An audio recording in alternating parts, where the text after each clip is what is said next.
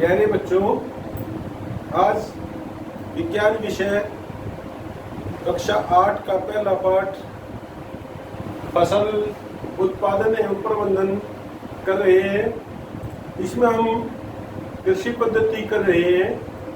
कृषि पद्धति किसान अपनी फसल को उत्पादित करने के लिए विभिन्न चरण अपनाता है। पहला मिट्टी तैयार करना, दूसरा बुआई, तीसरा खाद देना व उर्वरक देना, चौथा सिंचाई, पांचवा खरपतवार से सुरक्षा, छठा कटाई और सातवां आखिरी भंडारण। हम अभी तक 5 जो चरण हैं उनके बारे में चर्चा कर चुके हैं और आज हम जो छठा हमारा टॉपिक है कटाई, उसके बारे में अभी चर्चा करेंगे, सीखेंगे। तो बेटा, कटाई क्या है? फसल पक जाने के बाद किसान उसको काटता है और फसल को काटना हम कहते हैं कटाई। इसमें मनुष्य हाथ से पकड़ के पके हुए पौधों को उखाड़ता है या यंत्रों की सहायता से धरातल के नजदीक से सतह के पास से फसल को काटता है। पहले दराती का प्रयोग किया जाता था और दराती की सहायता से फसल को किसान काटता है और उसके बाद कुछ समय उसको सुखाने के पश्चात वह फसल से, यानी जो उसके पौधे हैं उन पौधों में भूसा और बीज या दानों को अलग करता है। इसको करने के लिए जो छोटे किसान हैं, आपने देखा होगा गेहूं में या धान में फटक कर भूसे से बीजों को अलग करते हैं। इसको अगर एक विशेष टर्म के सहायता से हम समझे तो इसको कहते हैं विनोइंग। फटक कर दानों से भूसे को अलग करना। और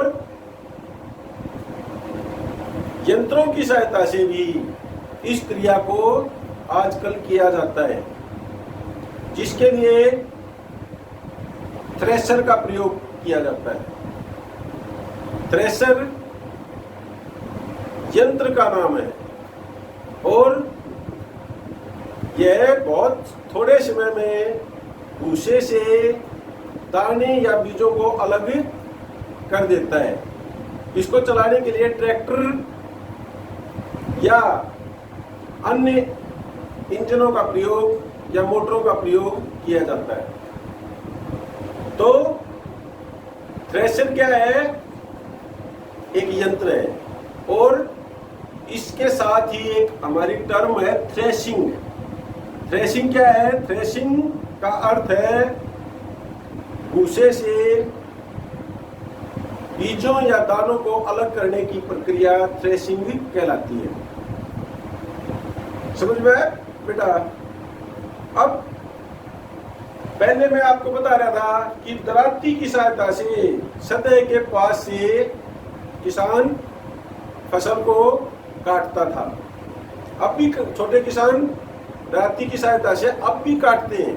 ऐसा नहीं है अब प्रयोग नहीं आ रही दराती, अब भी प्रयोग में लाई जा रही है, लेकिन आजकल उनका स्थान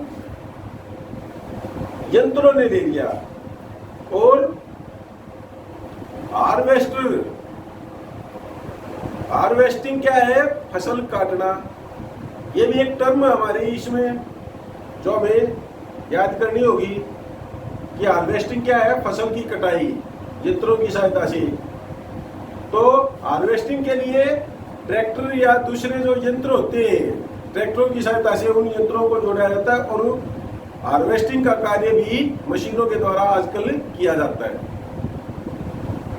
तो आपको हार्वेस्टिंग और थ्रेशिंग ये दोनों समझ में आ गई।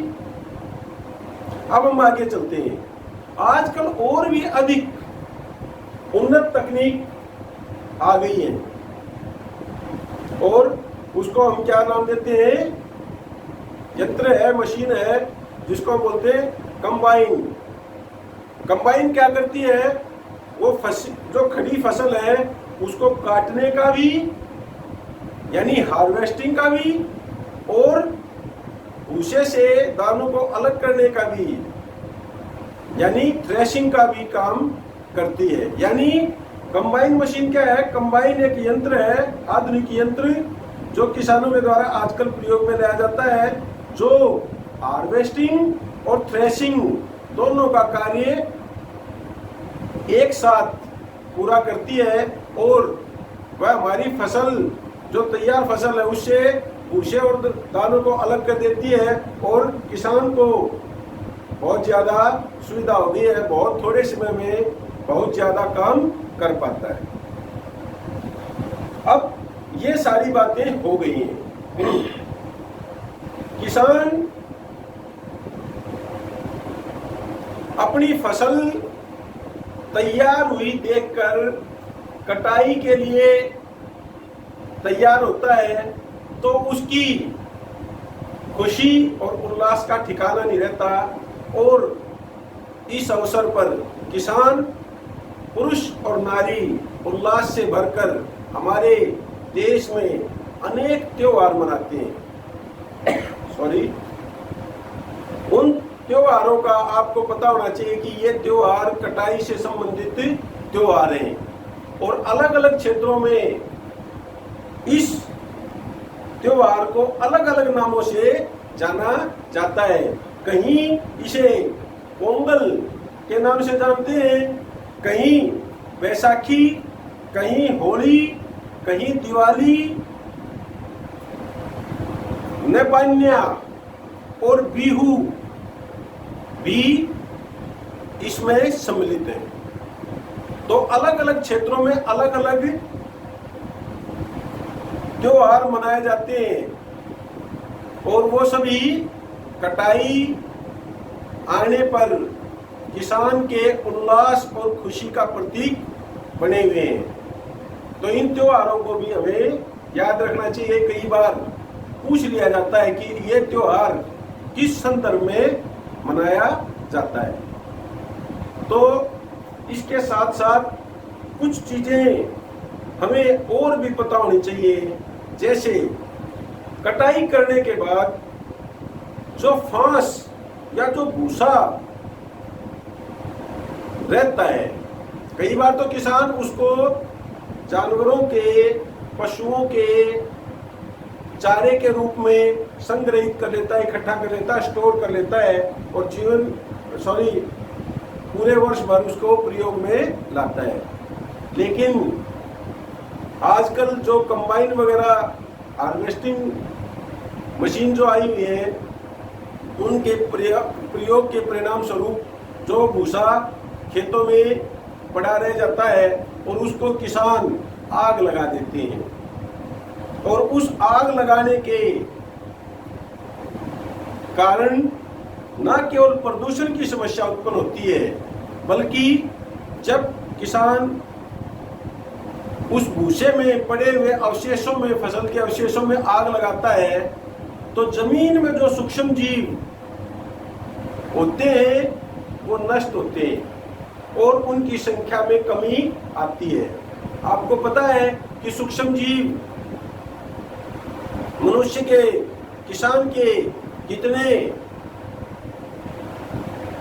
के लिए कितने लाभदायक है। तो ऐसी क्रियाओं से किसान को परहेज करना चाहिए और आजकल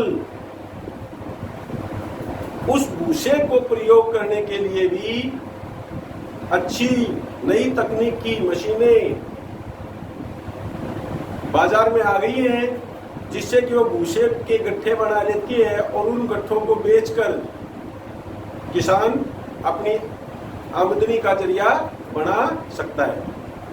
तो ये सारी चीजें थी जो हमने